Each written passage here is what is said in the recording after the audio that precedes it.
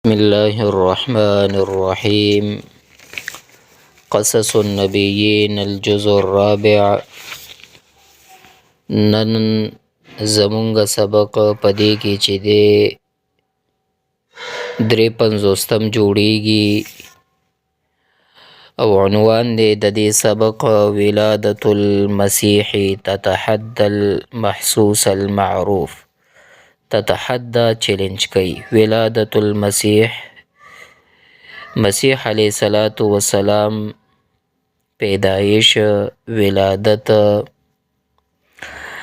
نو ولادة المسيح تتحدى المحسوس المعروف، د مسیح علیه السلام د زیږیدو مشهور محسوساتو د پاره چیلنج.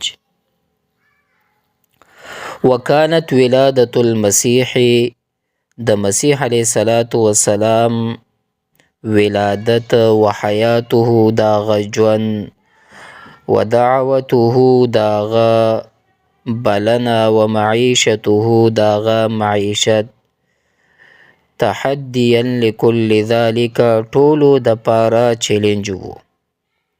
تحدیا للمحسوس المقرر، هغه مروجه محسوساتو یعنی چې کم محسوساتو لپاره چیلنج وو، یعنی تیشوده محسوساتو د پاره دغه د مسیح علیه السلام ژوند، دعوت، معیشت دغه ټول چیلنج وو.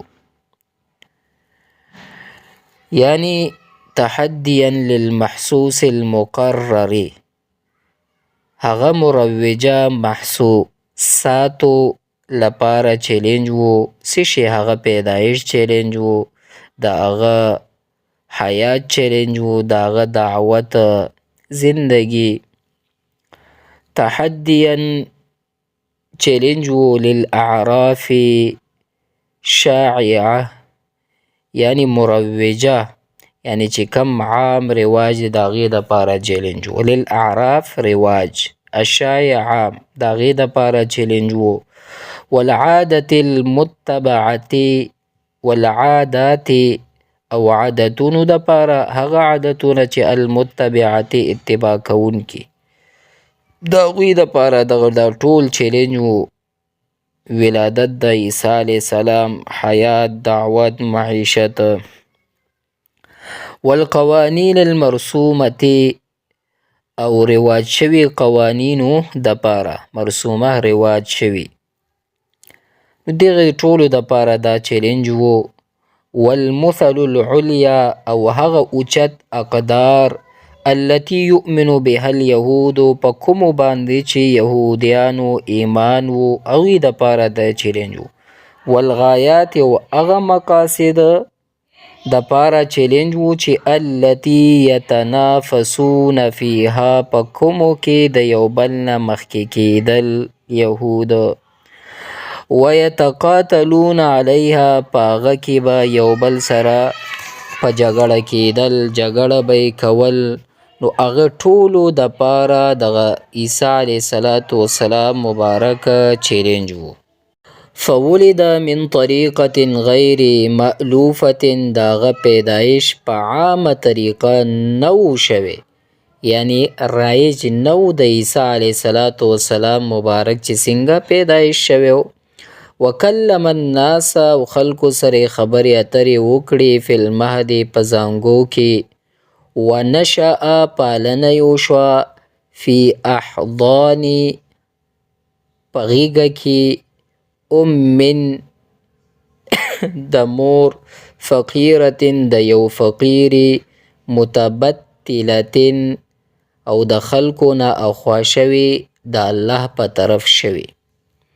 یعنی ونشأ فی احضان فقیرة متبتلة، د یو فقیرې او د خلکو نه اخوا شوي، الله په طرف شوي مور په غېږه کې پالنه وشوه.